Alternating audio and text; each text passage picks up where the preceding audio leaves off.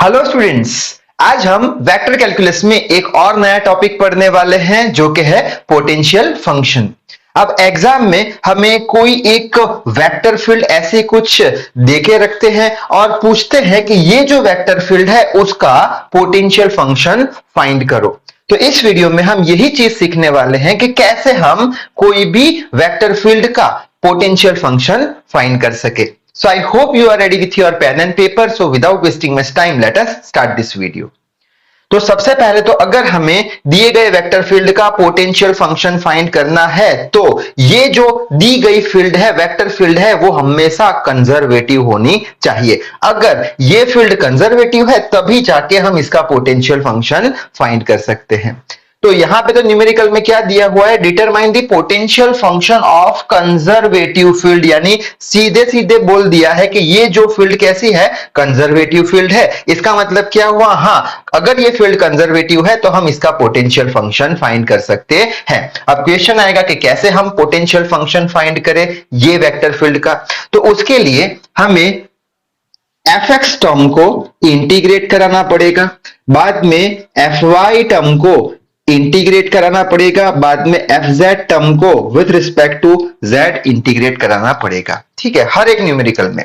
और बाद में ये जो हमारे तीन रिजल्ट आए, इसका कुछ आंसर, इसका कुछ आंसर, इसका कुछ आंसर, ये तीनों आंसर को हम कंपेयर करेंगे और कंपेयर करने के बाद जो भी हमें फाइनल आंसर मिलेगा उसे हम बोल देंगे कि फाइनल आंसर है f of x, y, z। ये क्या हो गया, पोटेंशियल फंक्शन हो गया दिए गए वेक्टर फील्ड का, इज इक्वल्स टू कुछ आंसर आएगा। ठीक है, इन शॉर्ट क्या याद रखना है कि अगर हमें पोटेंशियल फंक्शन फाइंड करना है तो हमें क्या ढूंढना पड़ेगा, fx को dx से x with respect to x integrate करा दो, fy को y से इंटीग्रेट करा दो और fz को z से integrate with respect to z integrate करा दो। बाद में ये जो तीन रिजल्ट मिलेंगे हर एक के अलग अलग, उसे कंपेयर कर देना, कंपेयर करके जो भी आंसर आए उसे हम पोटेंशियल फंक्शन बोल देंगे। कैसे, तो न्यूमेरिकल में देख लेते हैं। ठीक है, तो हमें क्या करना है, इसका पोटेंशियल फंक्शन फाइंड करना है। तो कैसे फाइंड करेंगे, तो पहला ये वाला आंसर ढूंढते हैं। तो यहाँ पे लिख लेते हैं, फर्स्ट क्या लिख लेंगे, integration of f of x dx। ठीक है, अच्छा अब f ऑफ x चाहिए हमें, तो f ऑफ x कैसे फाइंड करेंगे, तो ये क्या हो गया हमारा x, ये क्या हो गया y। f ऑफ x क्या लिख लेंगे, f ऑफ x यहाँ पे साइड पे मैं लिख लेता हूं, f ऑफ x हो गया हमारा क्या, 3x प्लस 2y। ठीक है, अब यहां पे वैल्यू रख देते हैं तो ये हो जाएगा हमारा, यहां से लिखता हूं integration of f of x क्या है, 3x प्लस 2y dx। अब यही चीज को ऐसे लिख सकते हैं, सेपरेट कर देते हैं, integration of 3x dx plus integration of 2y dx। ठीक है, अच्छा अब यहाँ पे 3 कांस्टेंट है तो 3 को बाहर निकाल दिया, इंटीग्रेशन ऑफ x dx आ गया, plus with respect to x कराना है तो विथ रिस्पेक्ट टू x के लिए 2y कांस्टेंट हो जाएगा तो 2y बाहर आ गया, इंटीग्रेशन ऑफ dx यानी 1 बचा, 1 dx हो गया। ठीक है, अब इसका आंसर क्या आएगा, 3, ये क्या हो गया हमारा, x स्क्वायर बाई 2 आएगा, x का इंटीग्रेशन x स्क्वायर बाई 2, तो ये लिख लेते हैं x स्क्वायर बाई 2। ठीक है, प्लस ये 2y तो एज इट इज कांस्टेंट, 1 का integration with respect to x क्या आ जाएगा, x आ जाएगा, और बाद में हम c लगाएंगे, मैं बोलूंगा c ऑफ y। अब c ऑफ y क्यों लिखा, क्योंकि यहां पे x है, x के रिस्पेक्ट में इंटीग्रेशन करा रहे हैं तो x के लिए y वाली term constant, so constant c of y लिख लेंगे। ठीक है, तो एक रिजल्ट या बोल लो एक आंसर तो हमें मिल चुका है। उसी तरीके से हम दूसरा भी रिजल्ट फाइंड करेंगे। कौन सा दूसरा है, यहां पे लिखा है इंटीग्रेशन ऑफ fy dy। हर एक न्यूमेरिकल में यही स्टेप फॉलो करना है आपको। ठीक है, अब क्वेश्चन आएगा fy कौन सा, तो ये हो गया x, ये हो गया y, यानी ये रहा fy। तो यहां पे लिख लेते हैं fy is equals to 2x minus 3y। तो यहां पे वैल्यू रख देते हैं, इंटीग्रेशन ऑफ fy की जगह पे 2x माइनस 3y dy। अब सेपरेट कर देते हैं integration of 2x dy, minus sign है, minus integration of 3y dy। ठीक है, अच्छा अब with respect to y integrate कराना है तो y के लिए x वाला टर्म कांस्टेंट, 2 भी कांस्टेंट, सो 2x इंटीग्रेशन के बाहर आ जाएंगे, बचेगा इंटीग्रेशन ऑफ 1 dy। ठीक है, minus with respect to y है तो 3 तो कांस्टेंट है, इंटीग्रेशन ऑफ y dy। ठीक है, आगे बढ़ते हैं, 2x तो हो गया। अब 1 का integration with respect to y कितना आएगा, 1 का y हो जाएगा, -3 एज इट इज। y का इंटीग्रेशन कितना होगा, हो जाएगा y² 2, ठीक है। प्लस c रखेंगे, यहाँ पे c क्या रखेंगे, c ऑफ x रखेंगे। क्यों c ऑफ x, क्योंकि हम with respect to y integrate करा रहे हैं, y के लिए x वाली टर्म कांस्टेंट, ठीक है। तो ये हो गया हमारा दूसरा रिजल्ट, ठीक। अब दोनों रिजल्ट को हम कंपेयर करेंगे और फाइनल पोटेंशियल फंक्शन लिख देंगे। कैसे, तो यहाँ पे मैं लिख लेता हूं final answer f of x y z। लिखने की जरूरत नहीं क्योंकि यहाँ पे z है नहीं, तो पोटेंशियल फंक्शन इसे हम बोल देंगे पोटेंशियल फंक्शन ये वेक्टर फील्ड का। कैसे लिखेंगे, रिजल्ट देखेंगे, ये फर्स्ट रिजल्ट, ये सेकंड रिजल्ट, थर्ड रिजल्ट आएगा नहीं, z की टर्म है नहीं, ठीक है।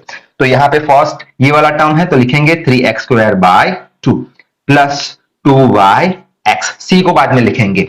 आगे बढ़ते हैं, अब यहाँ पे क्या है 2xy और यहाँ पे 2xy, ये दोनों कैसे टर्म है, रिपीट होते हुए टर्म है। तो हमेशा रिपीटेड टर्म को हमें लिखना नहीं, रिपीटेड टर्म को सिर्फ एक ही बार लिखना है, जो लिख दिया है वापस से लिखना नहीं है। हर एक न्यूमेरिकल में रिपीटेड टर्म एक ही बार आएगा, ठीक है। -3y² 2 ये कहां पे भी नहीं आया तो लिख लेते हैं -3y² 2 और बाद में ये प्लस है cx cy, तो cx cy दोनों की जगह, ये दोनों की जगह हम लिख लेंगे c। तो ये जो हमारा आंसर आया, ये आंसर को हम बोल देंगे ये क्या है, ये पोटेंशियल फंक्शन है। किसके लिए, ये जो कंजर्वेटिव फील्ड दे के रखी है उसके लिए। जल्दी से स्क्रीनशॉट ले लो। लास्ट न्यूमेरिकल देखते हैं। लास्ट न्यूमेरिकल में भी यहां पे एक वर्ड यूज किया है, क्या, कंजर्वेटिव फील्ड है, ये वाली कंजर्वेटिव फील्ड है। और उसके लिए हमें क्या ढूंढना है, हमें ढूंढना है पोटेंशियल फंक्शन। तो कैसे पोटेंशियल फंक्शन फाइंड करेंगे, तो वापस से ये 3 रिजल्ट फाइंड करेंगे, उनको कंपेयर कराएंगे और पोटेंशियल फंक्शन लिख लेंगे। ये 3 रिजल्ट में जो भी रिपीटेटिव टर्म आती है, बार बार जो टर्म आती है, उसको सिर्फ एक ही बार लिख लेंगे, ठीक है। अच्छा, कैसे देख लेते हैं। तो सबसे पहले तो हम क्या ढूंढेंगे, fx, fy और fz। तो यहाँ पे ये कंजर्वेटिव फील्ड देके रखिए, ये हो गया x, ये हो गया y, ये हो गया z। तो यहाँ पे लिख देते हैं fx का वैल्यू किसके बराबर दिया है, z² प्लस 2xy के। fy का वैल्यू किसके बराबर है, x² प्लस 2 के बराबर। fz का वैल्यू किसके बराबर है, 2xz माइनस 1 के बराबर। तो ये हमारे पास fx, fy, fz देके रखे हैं। तो ये फर्स्ट रिजल्ट फाइंड करते हैं। फर्स्ट रिजल्ट हमारा है integration of fx dx। So integration of fx कितना है, fx है z² plus 2xy dx। Separate कर देते हैं, integration of z² dx plus integration of 2xy dx, ठीक है। अब विथ रिस्पेक्ट टू x हमें इंटीग्रेट कराना है z को, तो z वाला टर्म कांस्टेंट, सो z² बाहर रख दो, बचा क्या 1 dx plus with respect to x कराना है तो x के लिए y और 2 कांस्टेंट, सो 2y कांस्टेंट रख दिया, इंटीग्रेशन ऑफ x dx कर देते हैं, ठीक है। आगे बढ़ते हैं, z², अब ये 1 है, विथ रिस्पेक्ट टू x कराना है इंटीग्रेशन, तो ये कितना हो जाएगा, 1 का विथ रिस्पेक्ट टू x हो जाएगा, ठीक है। प्लस ये 2y एज इट इज लिख लिया, इसका कितना हो जाएगा, x का x⁻1 है तो x⁻2/2 यानी x²/2, तो ये हो जाएगा x²/2 प्लस c लिखेंगे और मैं लिख दूंगा साथ में x with respect to x करा रहे हैं, x के लिए y और z constant, c of yz हम लिख लेंगे, ठीक है।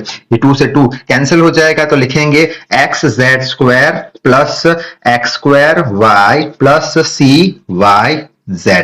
तो ये एक हमें रिजल्ट मिल चुका है, ठीक है।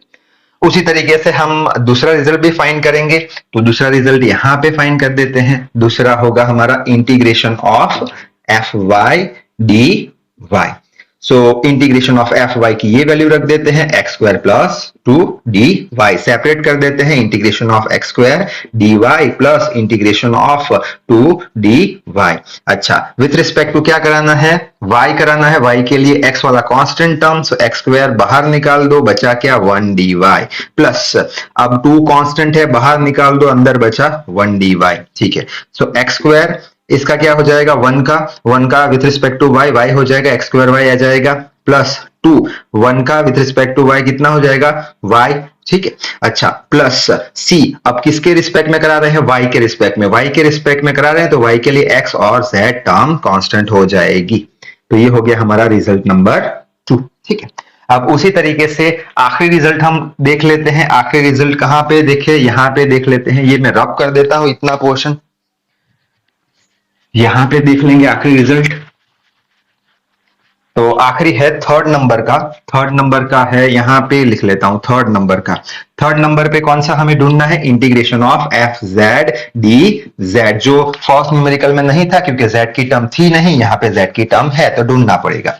सो इंटीग्रेशन ऑफ एफ जेड की वैल्यू ये रही 2xz माइनस 1dz, सेपरेट कर देते हैं। Integration of 2xz dz minus sign है इंटीग्रेशन ऑफ 1dz, ठीक है।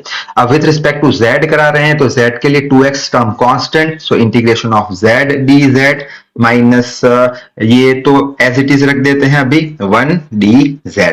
अच्छा 2x z का integration with respect to z कितना हो जाएगा, z square by 2 minus sign 1dz, 1 का विथ रिस्पेक्ट टू z कितना होगा, z प्लस कांस्टेंट लगाएंगे विथ रिस्पेक्ट टू z करा रहे हैं तो z के लिए x और y टर्म कांस्टेंट। तो ये हमारा रिजल्ट नंबर 3 आ गया। अब हम क्या करेंगे, हमें पता है तीनों रिजल्ट को कंपेयर करेंगे, जो टर्म रिपीट हो रही है उसे एक ही बार लिखेंगे। तो हम बोल देंगे कि पोटेंशियल फंक्शन, ये जो वेक्टर फील्ड दिया है उसका कंजर्वेटिव वेक्टर फील्ड का F of X Y Z, यहां से शुरू करेंगे। ये है X Z square plus X square Y plus C बाद में लिखेंगे। एक्स स्क्वायर वाई आया है, नहीं आया अभी तक, यहाँ पे आ चुका है, ये एक्स स्क्वायर वाई आ चुका है, ये रहा, तो ये लिखेंगे नहीं, रिपीट हो रही है, आ गया है। फिर 2y आया है, नहीं आया तो प्लस 2y सी बाद में लिखेंगे, प्लस आगे बढ़ते हैं, ये 2 से 2 कैंसिल हो जाएगा तो ये क्या हो जाएगा, X Z square minus Z plus C X comma Y, ठीक है। अच्छा अब इसमें एक्स जेड स्क्वायर आया है कहां पे, हाँ एक्स जेड स्क्वायर आया है, तो मैं राउंड कर देता हूं, कहां पे आया है एक्स जेड स्क्वायर, ये रहा एक्स जेड स्क्वायर, ठीक है। और यहां पे भी है एक्स जेड स्क्वायर, तो लिखने की जरूरत नहीं, ठीक है। माइनस जेड लिखना पड़ेगा क्योंकि माइनस जेड अभी तक आया नहीं है, माइनस जेड लिख लिया, ठीक है। अच्छा बचा क्या लास्ट में, यहां से शुरू किया था, एक्स जेड स्क्वायर लिख लिया, एक्स स्क्वायर वाई लिख लिया, सी रहने दिया, एक्स स्क्वायर वाई आ चुका है तो लिखा नहीं, 2y लिख लिया, ठीक है। और यहां पे गए तो ये एक्स जेड स्क्वायर आ चुका है, यहां पे तो लिखा नहीं, माइनस जेड आया नहीं तो लिख लिया, और लास्ट में ये जो सारे कांस्टेंट है वो सारे मिला के हम लिख लेंगे प्लस सी। तो ये क्या हो गया हमारा, ये हो गया हमारा पोटेंशियल फंक्शन, जो भी कंजर्वेटिव फील्ड हमें दिया हुआ है उसका।